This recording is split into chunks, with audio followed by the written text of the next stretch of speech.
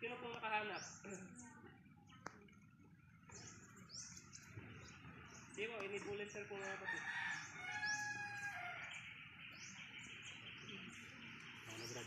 Sige po. Ako'y ipinakong kasama ni Kristo at hindi na ako ang nabubuhay, kundi si Kristo ang nabubuhay sa akin.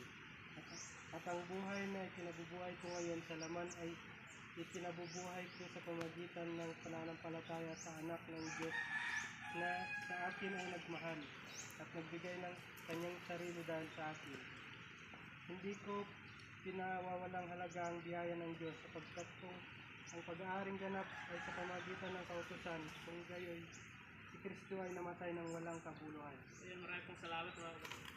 Maraming salamat, Brother Alvin.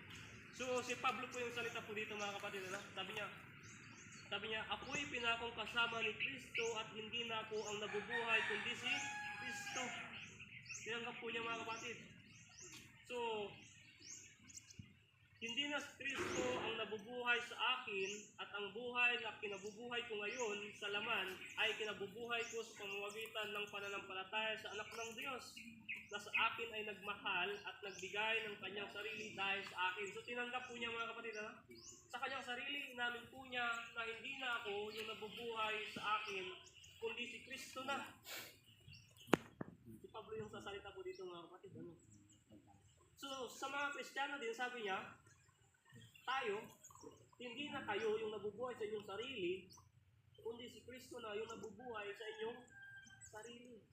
Ang kinabubuhay ninyo, sabi niya, ang kinabubuhay ko sa pamamagitan ng pananampalataya sa anak ng Diyos na sa akin ay nagmahal at nagbigay ng kanyang sarili dahil sa akin. Sa verse 21, hindi ko pinawawalang halaga ang biyaya ng Diyos sapagkat kung ang pag-aaring ganap ay sa pamamagitan ng kautusan.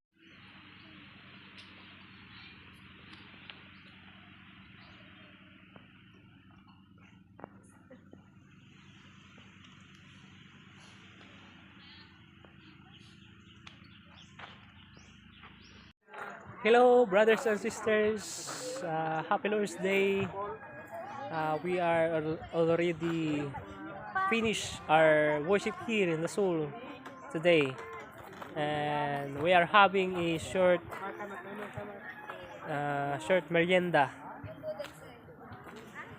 So these are our member, young people here in the Seoul. Say hi. Hi. How are you today? Okay. They are fine, brothers. Thank you.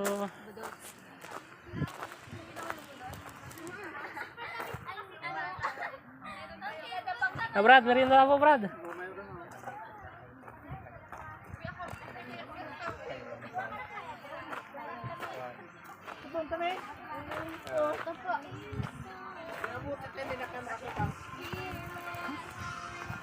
Above all powers, above all kings, above all nature and all created things, above all wisdom and all the ways of man, you were here before the world began. Above all kingdoms, above all thrones, above all wonders the world has ever known, above all wealth and treasures of the earth, there's no way to measure what you're worth. Crucified, laid behind the stone,